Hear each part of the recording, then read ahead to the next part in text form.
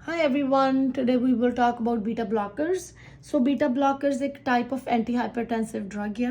Antihypertensive drugs ਉਹ ਹੁੰਦੀਆਂ ਨੇ ਜਿਹੜੀਆਂ hypertension ਨੂੰ treat ਕਰਨ ਲਈ ਦਿੱਤੀਆਂ ਜਾਂਦੀਆਂ ਨੇ. Beta blockers is one of the types of antihypertensive drug.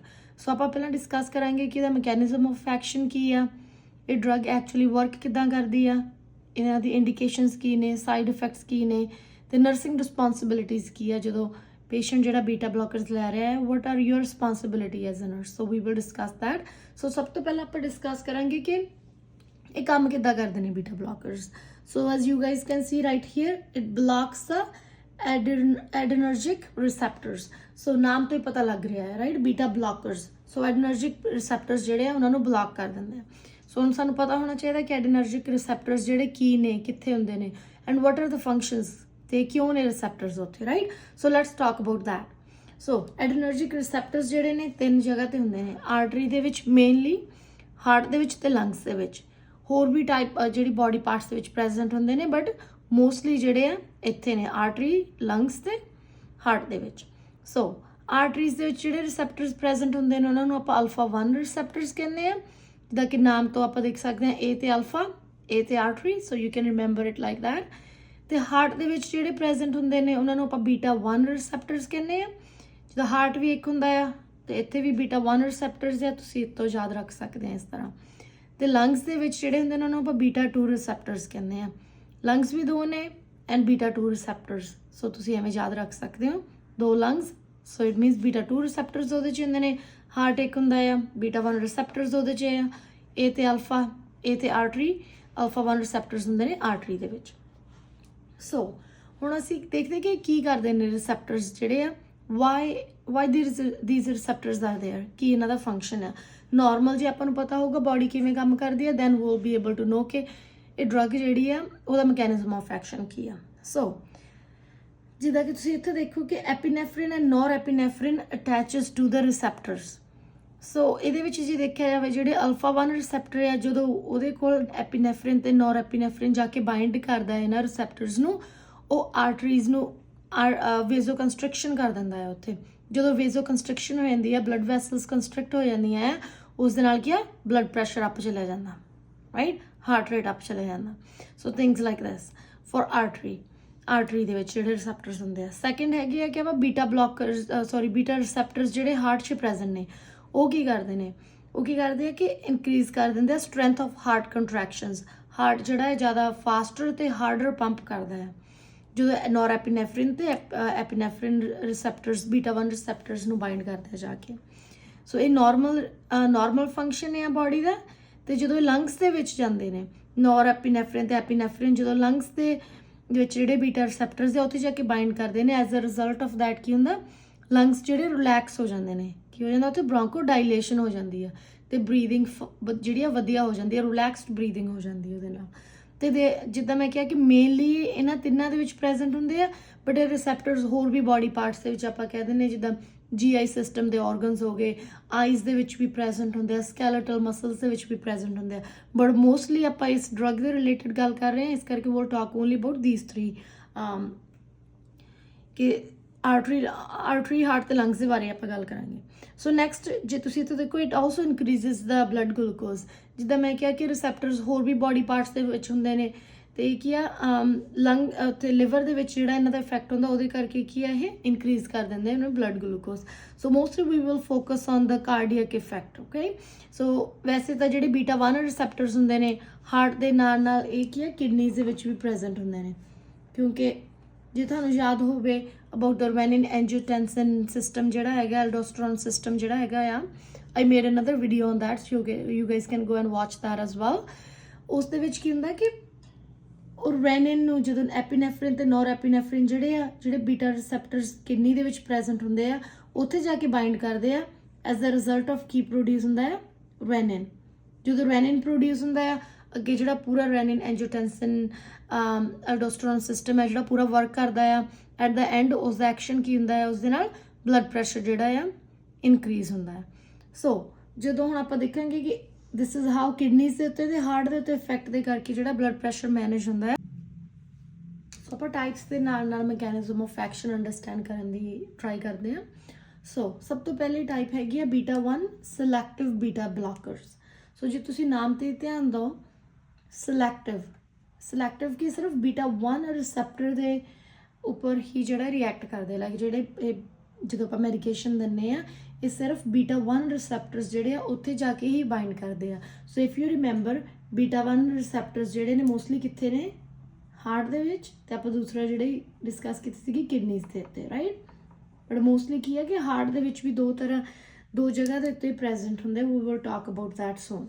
ਸੋ ਪਹਿਲਾਂ ਆਪਾਂ ਦੇਖੀਏ ਕਿ ਸਿਰਫ ਤੇ ਸਿਰਫ ਇਹ ਸਿਲੈਕਟਿਵ ਨੇ, ਸਿਰਫ ਜਿੱਥੇ ਵੀ ਬੀਟਾ 1 ਰਿਸੈਪਟਰਸ ਨੇ ਇਹ ਉੱਥੇ ਉਹੀ ਵਾਲੀਆਂ ਸਾਈਟਸ ਜਾ ਕੇ ਬਲੌਕ ਕਰੂਗੇ, rather than beta 2 ਤੇ alpha blockers we, alpha receptors we, only selective, only beta 1, so keep that in mind. so ਇਹਨਾਂ ਦੀ ਐਗਜ਼ਾਮਪਲਸ ਕਿਹੜੀਆਂ ਨੇ, atenolol ਹੋ ਗਈ, ਮੋਸਟਲੀ ਤੁਸੀਂ ਦੇਖਦੇ ਹੋਣੇ ਆ in clinical setting, these are very common drugs. bisoprolol ਹੋ ਗਈ, metoprolol, there are two different types of metoprolol. Prolol is succinate and metoprolol tartrate. so any medication ਜਿਹੜੀ ਆ ਕਿ that ends with OLOL, that is beta blocker. so this is a tip for you to remember ਕਿ ਕਿਵੇਂ ਤੁਹਾਨੂੰ ਪਤਾ ਲੱਗੂਗਾ ਕਿ ਕਿਹੜੀ ਡਰਗ ਬੀਟਾ ਬਲੌਕਰ ਹੈ, something to remember. so ਹੁਣ ਜੇ ਦੇਖੋ ਤੇ ਬੀਟਾ ਮੈਟੋਪ੍ਰੋਲੋਲ ਦੀਆਂ ਵੀ 2 different types ਨੇ। ਜਿਹੜੀ ਸਕਸੀਨੇਟ ਆ ਤੇ ਉਹਨਾਂ ਦਾ ਕੀ ਜਿਹੜਾ ਆ ਕਿ ਐਕਸ਼ਨ ਜਿਹੜਾ ਆ ਲੌਂਗ ਐਕਟਿੰਗ ਹੁੰਦਾ ਆ, ਤੇ ਇਸ ਦਾ ਜਿਹੜਾ ਹੈ ਕਿ ਉਹ ਸ਼ਾਰਟ ਐਕਟਿੰਗ ਹੁੰਦਾ ਮੋਸਟਲੀ। ਜੇ ਤੁਸੀਂ ਦੇਖੋ ਕਿ metoprolol succinate mostly 1 time a day order ਕਰਦੇ ਆ, ਤੇ ਜਿਹੜੀ ਟਾਰਟਰੇਟ ਆ mostly if you see twice a day ਜਿਹੜੀ ਆਰਡਰ ਕੀਤੀ ਜਾਂਦੀ ਹੈ ਮੈਡੀਕੇਸ਼ਨ। ਪਰ again these are just the example of beta 1 selective beta blockers. so ਜਿਵੇਂ ਕਿ ਇੱਥੇ ਮੈਂ ਡਿਸਕਸ ਕੀਤਾ ਪਹਿਲਾਂ ਕਿ ਹਾਰਟ ਦੇ ਵਿੱਚ ਵੀ 2 ਤਰ੍ਹਾਂ ਦੀ ਜਿਹੜੀ ਲੋਕੇਸ਼ਨਸ ਨੇ ਜਿੱਥੇ ਰਿਸੈਪਟਰਸ ਪ੍ਰੈਜ਼ੈਂਟ ਨੇ, ਬੀਟਾ 1 ਰਿਸੈਪਟਰਸ। so let's have a look here. effects on cardiac neural tissues, ਦੋ ਸਾਈਡਸ ਦੇ ਵਿੱਚੋਂ ਇੱਕ ਕੀ ਹੈ, ਕਾਰਡਿਕ ਨੋਰਲ ਟਿਸ਼ੂਜ਼ ਦੇ ਵਿੱਚ ਰਿਸੈਪਟਰਸ ਪ੍ਰੈਜ਼ੈਂਟ ਨੇ। ਸੋ ਜਦੋਂ ਮੈਡੀਕੇਸ਼ਨ ਦਿੱਤੀ, ਮੈਡੀਕੇਸ਼ਨ ਆ ਕੇ ਰਿਸੈਪਟਰਸ ਨੂੰ ਬਾਈਂਡ ਕਰ ਦੇਣਾ, ਜਿਹੜਾ ਨਾਰਮਲ ਐਕਸ਼ਨ ਸੀਗਾ ਉਹ ਕੀ ਹੋ ਜਾਣਾ, ਬਲੌਕ ਹੋ ਜਾਣਾ, right. That's why the name is beta blockers. So ਇੱਥੇ ਜਿਹੜੇ ਟਿਸ਼ੂਜ਼ ਦੇ ਵਿੱਚ ਰਿਸੈਪਟਰਸ ਨੇ ਉੱਥੇ ਜਾ ਕੇ ਬਾਈਂਡ ਹੋ ਜਾਣੀ ਮੈਡੀਕੇਸ਼ਨ, ਉਸ ਦੇ ਨਾਲ ਕੀ as a result of that ਕੀ ਹੈ, ਹਾਰਟ ਰੇਟ ਜਿਹੜਾ ਹੈ ਲੋ ਹੋ ਜਾਣਾ। And then effect on the cardiac myocytes, myo means muscles, ਜਿਹੜੇ ਕਾਰਡੀਅਕ ਮਸਲਸ ਨੇ ਉਹਨਾਂ ਦੇ ਵਿੱਚ ਵੀ ਬੀਟਾ 1 ਰਿਸੈਪਟਰਸ ਪ੍ਰੈਜ਼ੈਂਟ ਨੇ। ਜਦੋਂ ਮੈਡੀਕੇਸ਼ਨ ਨੇ ਜਾ ਕੇ ਉੱਥੇ ਬਾਈਂਡ ਕਰਨਾ ਆ ਤੇ ਨਾਰਮਲ ਐਕਸ਼ਨ ਜਿਹੜਾ ਬਲੌਕ ਹੋ ਜਾਣਾ ਆ। As a result of that ਕੀ ਆ, ਜਿਹੜੀਆਂ ਕੰਟਰੈਕਸ਼ਨਸ ਆ ਉਹ ਕੀ ਹੋ ਜਾਣੀਆਂ, ਸਲੋ ਹੋ ਜਾਣੀਆਂ। ਕੰਟਰੈਕਸ਼ਨਸ ਜਿਹੜੀ ਸਟਰੈਂਥ ਆਫ ਕੰਟਰੈਕਸ਼ਨ ਉਹ ਡਿਕਰੀਜ਼ ਕਰ ਜਾਣੀ ਆ, ਤੇ ਉਸ ਦੇ ਨਾਲ ਕੀ ਹੋ ਜਾਣਾ, ਬਲੱਡ ਪ੍ਰੈਸ਼ਰ ਜਿਹੜਾ ਆ ਉਹ ਡਿਕਰੀਜ਼ ਕਰ ਜਾਣਾ ਹੈਗਾ। so that's all for beta 1 selective beta blockers. next we will talk about the other type, but again to summarize this one ਕਿ ਯਾਦ ਰੱਖੋ ਜਦੋਂ ਵੀ ਬੀਟਾ 1 selective beta blockers ਆ ਕਿ ਉਹਦਾ ਐਕਸ਼ਨ ਜਿਹੜਾ ਮੋਸਟਲੀ ਹਾਰਟ ਦੇ ਉੱਪਰ ਹੀ ਹੋਣਾ ਹੈ, ਨਾ ਕਿ ਅਦਰ ਬੋਡੀ ਪਾਰਟਸ ਦੇ ਉੱਪਰ। ਸੋ ਸੈਕੰਡ ਜਿਹੜੀ ਟਾਈਪ ਹੈਗੀ ਉਹ ਹੈ ਨਾਨ ਸਿਲੈਕਟਿਵ ਬੀਟਾ ਬਲੌਕਰਸ। ਸੋ ਪਹਿਲੇ ਸੀਗੇ ਸਿਲੈਕਟਿਵ ਬੀਟਾ ਬਲੌਕਰਸ, ਜਿਹੜੇ ਬੀਟਾ 1 ਸਿਲੈਕਟਿਵ ਬੀਟਾ ਬਲੌਕਰਸ, ਇਹ ਹੈਗੇ ਨਾਨ ਸਿਲੈਕਟਿਵ ਬੀਟਾ ਬਲੌਕਰਸ। ਉਹਦੇ ਦੇ ਵਿੱਚ ਆਪਾਂ ਨੂੰ ਪਤਾ ਸੀ ਕਿ ਬੀਟਾ 1 ਰਿਸੈਪਟਰਸ ਜਿਹੜੇ ਆ ਹਾਰਟ ਦੇ ਵਿੱਚ ਪ੍ਰੈਜ਼ੈਂਟ ਹੁੰਦੇ ਆ ਤੇ ਉਹੀ ਰਿਸੈਪਟਰਸ ਜਾ ਕੇ ਬਲੌਕ ਹੋ ਗਏ, ਰਾਈਟ। ਬਟ ਇਹਦੇ ਵਿੱਚ ਕੀ ਇਟ ਇਜ਼ ਨਾਨ ਸਿਲੈਕਟਿਵ। ਸੋ ਆਪਾਂ ਨੂੰ ਇਹ ਨਹੀਂ ਪਤਾ ਕਿ ਜਿਹੜੀ ਮੈਡੀਕੇਸ਼ਨ ਜਾ ਕੇ ਬੀਟਾ 1 ਦੇ ਉੱਪਰ ਰਿਸੈਪਟਰਸ ਨੂੰ ਬਾਈਂਡ ਕਰੂਗੀ, ਬੀਟਾ 2 ਨੂੰ ਕਰੂਗੀ, ਜਾਂ ਅਲਫਾ ਜਿਹੜੇ ਰਿਸੈਪਟਰਸ ਆ ਉਹਨਾਂ ਨੂੰ ਕਰੂਗੀ, right. We don't know, so it is non selective. So ਇਹਨਾਂ ਦੀ ਐਗਜ਼ਾਮਪਲ ਜਿਹੜੀ ਹੈਗੀ ਉਹ ਹੈ propranolol and nadolol. okay, so these are the examples for this non-selective beta blockers. ਇਸ ਨੂੰ ਆਪਾਂ non cardio selective beta blockers ਵੀ ਜਿਹੜੇ ਕਹਿੰਦੇ ਹੈਗੇ ਆ। ਸੋ ਇਹਨਾਂ ਦਾ ਇਫੈਕਟ ਕੀ ਆ, ਹੁਣ ਜੇ ਆਪਾਂ ਨੂੰ ਜੇ ਦੇਖਿਆ ਜਾਵੇ ਕਿ ਪਹਿਲੇ ਜਿਹੜੀ ਟਾਈਪ ਆਪਾਂ ਡਿਸਕਸ ਕੀਤੀ ਸੀ ਉਹਦਾ ਇਫੈਕਟ ਮੋਸਟਲੀ ਹਾਰਟ ਦੇ ਉੱਪਰ ਸੀ। ਐਜ਼ ਆਈ ਸੈਡ ਕਿ ਜਿਹੜੇ ਰਿਸੈਪਟਰਸ ਆ ਮਲਟੀਪਲ ਜਿਹੜੇ ਬੋਡੀ ਪਾਰਟਸ ਵਿੱਚ ਪ੍ਰੈਜ਼ੈਂਟ ਹੁੰਦੇ ਨੇ। ਸੋ ਜਦੋਂ ਆਪਾਂ ਮੈਡੀਕੇਸ਼ਨ ਜਿਹੜੀ ਦਿੰਦੇ ਆ ਨਾਨ ਸਿਲੈਕਟਿਵ ਬੀਟਾ ਬਲੌਕਰਸ ਆ, ਇੱਕ ਕਿਸੇ ਵੀ ਰਿਸੈਪਟਰ ਤੇ ਜਾ ਕੇ ਜਿਹੜੀ ਹੈ ਬਾਈਂਡ ਕਰ ਸਕਦੀ ਆ। ਸੋ ਜੇ ਦੇਖਿਆ ਜਾਵੇ ਜਦੋਂ ਹਾਰਟ ਤੇ ਕਰਦੀ ਆ ਤਾਂ ਹਾਰਟ ਰੇਟ ਲੋ ਹੋ ਜਾਂਦਾ ਹੈ, ਬਲੱਡ ਪ੍ਰੈਸ਼ਰ ਲੋ ਹੋ ਜਾਂਦਾ ਹੈ। ਐਜ਼ ਆਈ ਸੈਡ ਕਿ ਬੀਟਾ ਰਿਸੈਪਟਰਸ ਜਿਹੜੇ ਨੇ ਆਈਜ਼ ਦੇ ਵਿੱਚ ਵੀ ਪ੍ਰੈਜ਼ੈਂਟ ਹੁੰਦੇ ਨੇ, ਰਾਈਟ। ਸਿਲੀਅਰੀ ਬਾਡੀ ਜਿਹੜੀ ਹੁੰਦੀ ਆਈ ਦੀ, ਉਹਦੇ ਵਿੱਚ ਰਿਸੈਪਟਰਸ ਜਦੋਂ ਜਿਹੜਾ ਇਹ ਮੈਡੀਕੇਸ਼ਨ ਦਿੰਦੇ ਹੈਗੇ ਆ, ਉਹ ਜਦੋਂ ਰਿਸੈਪਟਰ ਤੇ ਬਾਈਂਡ ਕਰ ਜਾਂਦੀ as the result of that ਕੀ ਹੋ ਜਾਂਦਾ, ਇੰਟਰਾਕੂਲਰ ਪ੍ਰੈਸ਼ਰ ਡਿਕਰੀਜ਼ ਹੋ ਜਾਂਦਾ। ਇਸ ਕਰਕੇ ਗਲਾਕੋਮਾ ਹੁੰਦਾ ਜਿਹਨਾਂ ਪੇਸ਼ੈਂਟਸ ਨੂੰ, ਗਲਾਕੋਮਾ ਵਾਲੇ ਪੇਸ਼ੈਂਟਸ ਨੂੰ ਵੀ ਆ ਬੀਟਾ ਬਲੌਕਰਸ ਕਈ ਵਾਰੀ ਜਿਹੜੇ ਪ੍ਰਿਸਕ੍ਰਾਈਬ ਕੀਤੇ ਜਾਂਦੇ ਨੇ। So something to keep in mind. So it can also cause hypo or hyperglycemia. The other thing you guys have to remember is masked hypoglycemia. कोई भी पेशेंट जिहड़ा हैगा आ, if the patient is taking, especially ਜਿਹੜੇ diabetic patients ਆ, ਜਦੋਂ beta blockers ਲੈ ਰਹੇ ਨੇ, you have to do the health teaching for the patient ਕਿ ਕਈ ਵਾਰੀ ਕੀ ਹੁੰਦਾ masked hypoglycemia ਹੋ ਜਾਂਦਾ. ਕੀ ਹੁੰਦਾ masked hypoglycemia ਕਿ mostly ਜਦੋਂ patient ਦਾ ਜਿਹੜੀ blood sugar low ਹੁੰਦੀ ਆ, ਉਸ ਦੇ ਨਾਲ ਕੀ ਹੁੰਦਾ ਉਹਨਾਂ ਦੇ ਜਿਹੜਾ heart rate up ਚਲਾ ਜਾਂਦਾ ਜਾਂ ਕਾਫੀ symptoms ਜਿਹੜੇ ਹੋਣ ਲੱਗ ਜਾਂਦੇ ਆ. ਬਟ ਹੁਣ ਜੇ ਹਾਰਟ ਰੇਟ ਅਪ ਚਲਾ ਜਾਂਦਾ, this is one of the sign ਕਿ ਹਾਈਪੋਗਲਾਈਸੀਮੀਆ ਦਾ. But on the top of that ਕਿ ਆਪਾਂ ਪੇਸ਼ੈਂਟ ਨੂੰ ਬੀਟਾ ਬਲੋਕਰਸ ਦੇ ਰਹੇ ਹਾਂ ਜਿਹਨੇ ਕੀ ਕਰਨਾ ਹੈ, ਹਾਰਟ ਰੇਟ ਨੂੰ ਲੋ ਕਰਨਾ ਹੈ. ਸੋ ਪੇਸ਼ੈਂਟ ਕਿ ਉਹ ਸਿੰਪਟਮਸ ਫੀਲ ਹੀ ਨਹੀਂ ਕਰ ਪਾਉਂਦਾ, ਜਿੱਦਾਂ ਪਾਲਪੀਟੇਸ਼ਨਸ ਜਾਂ ਹਾਰਟ ਰੇਟ ਇਨਕਰੀਜ਼ ਹੋ ਜਾਣਾ, ਪੇਸ਼ੈਂਟ ਨੂੰ ਪਤਾ ਹੀ ਨਹੀਂ ਲੱਗਦਾ ਕਿ ਉਹ ਸਿੰਪਟਮਸ ਨਹੀਂ ਫੀਲ ਕਰ ਪਾਉਂਦਾ, ਬਟ ਉਹਨਾਂ ਦੀ ਬਲੱਡ ਸ਼ੂਗਰ ਜਿਹੜੀ ਲੋ ਹੁੰਦੀ ਆ, ਉਸ ਕੇਸ 'ਚ ਉਸਨੂੰ ਆਪਾਂ ਕੀ ਕਹਿੰਦੇ ਆ, ਮਾਸਕਡ ਹਾਈਪੋਗਲਾਈਸੀਮੀਆ. ਸੋ ਇਹ very important for you to make sure to talk to your patients about this, right. Next is peripheral ਵੇਜ਼ੋਕੰਸਟਰਕਸ਼ਨ.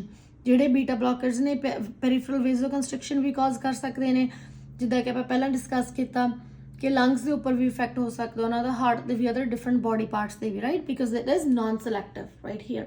ਸੋ ਇਹਨਾਂ ਦਾ ਜਦੋਂ ਲੰਗਸ 'ਤੇ ਜਿਹੜਾ ਇਫੈਕਟ ਹੁੰਦਾ ਹੈ, ਸਮੂਥ ਮਸਲ ਕੰਟਰੈਕਸ਼ਨ ਜਿਹੜੀ ਹੋ ਜਾਂਦੀ ਹੈ ਲੰਗਸ ਦੇ ਵਿੱਚ, ਮੋਸਟਲੀ ਕਿ ਜਿਹੜੇ ਰਿਸੈਪਟਰਸ, ਜਿਹੜਾ ਨੈਚੁਰਲ ਬੋਡੀ ਦਾ ਐਕਸ਼ਨ ਹੁੰਦਾ ਉਸ ਦੇ ਵਿੱਚ ਕੀ ਹੈ, ਐਪੀਨੈਫ੍ਰਿਨ, ਨੋਰ ਐਪੀਨੈਫ੍ਰਿਨ, ਐਡਨਰਜਿਕ ਰਿਸੈਪਟਰਸ ਜਿਹੜੇ ਲੰਗਸ ਦੇ ਵਿੱਚ ਪ੍ਰੈਜ਼ੈਂਟ ਹੁੰਦੇ ਆ, ਬੀਟਾ 2 ਰਿਸੈਪਟਰਸ ਜਿਹੜੇ ਪ੍ਰੈਜ਼ੈਂਟ ਹੁੰਦੇ ਆ ਉੱਥੇ ਜਾ ਕੇ ਅਟੈਚ ਹੁੰਦੇ ਆ ਤੇ ਲੰਗਸ ਨੂੰ ਰਿਲੈਕਸ ਕਰ ਦਿੰਦੇ ਆ. ਬਟ ਇਸ ਦੇ ਵਿੱਚ ਕੀ ਆ, ਜਦੋਂ ਆਪਾਂ ਮੈਡੀਕੇਸ਼ਨ ਦੇ ਦੇਣੀ ਆ, ਮੈਡੀਕੇਸ਼ਨ ਨੇ ਉਹ ਜਿਹੜੇ ਰਿਸੈਪਟਰਸ ਆ ਬਲੌਕ ਕਰ ਦੇਣੇ ਆ.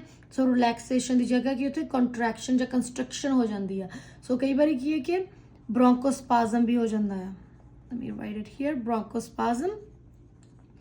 ਸੋ ਇਸ ਕਰਕੇ ਕਦੇ ਵੀ ਇਹ ਮੈਡੀਕੇਸ਼ਨ ਜਿਹੜੀ ਹੈ ਕਿ ਨਾਨ ਸਿਲੈਕਟਿਵ ਬੀਟਾ ਬਲੋਕਰਸ ਆ, ਆਸਥਮਾ ਵਾਲੇ ਪੇਸ਼ੈਂਟ ਨੂੰ ਆਪਾਂ ਜਿਹੜੀ ਨਹੀਂ ਦਿੰਦੇ ਹੈਗੇ ਤੇ COPD ਵਾਲੇ ਪੇਸ਼ੈਂਟ ਨੂੰ ਨਹੀਂ ਦਿੰਦੇ ਹੈਗੇ. ਪਰ ਇਫ ਇਟਸ ਸਿਲੈਕਟਿਵ, ਜੇ ਆਪਾਂ ਨੂੰ ਪਤਾ ਹੈ ਕਿ ਸਿਲੈਕਟਿਵ ਆ, ਸਿਰਫ ਬੀਟਾ 1 ਰਿਸੈਪਟਰਸ ਨੂੰ ਰਿਐਕਟ ਹੋ ਕਰੂਗੇ, then there is no problem. ਜਦੋਂ ਆਪਾਂ ਨਾਨ ਸਿਲੈਕਟਿਵ ਦੇ ਰਹੇ ਹਾਂ, ਵੀ ਡੋਂਟ ਨੋ ਕਿ ਜਿਹੜਾ ਕਿ ਕਿਹੜੇ ਰਿਸੈਪਟਰਸ ਨੂੰ ਬਲੌਕ ਕਰੂਗੇ. May block the receptor in the lungs, as a result of that ਕੀ ਹੋ ਜਾਣਾ, ਬ੍ਰੌਂਕੋਸਪਾਜ਼ਮ ਹੋ ਜਾਣਾ ਆ. ਸੋ ਇਸ ਕਰਕੇ ਅਵੋਇਡ ਕਰਦੇ ਹਾਂ ਕਿ ਆਸਥਮਾ ਜਾਂ COPD ਕੋਈ ਵੀ ਰੈਸਪੀਰੇਟਰੀ ਡਿਜ਼ੀਜ਼ ਹੈ ਉਹਦੇ ਵਿੱਚ ਜਿਹੜੀ ਹੈ ਕਿ ਨਹੀਂ ਦਿੰਦੇ ਹੈਗੇ ਮੈਡੀਕੇਸ਼ਨ, ਰਾਈਟ.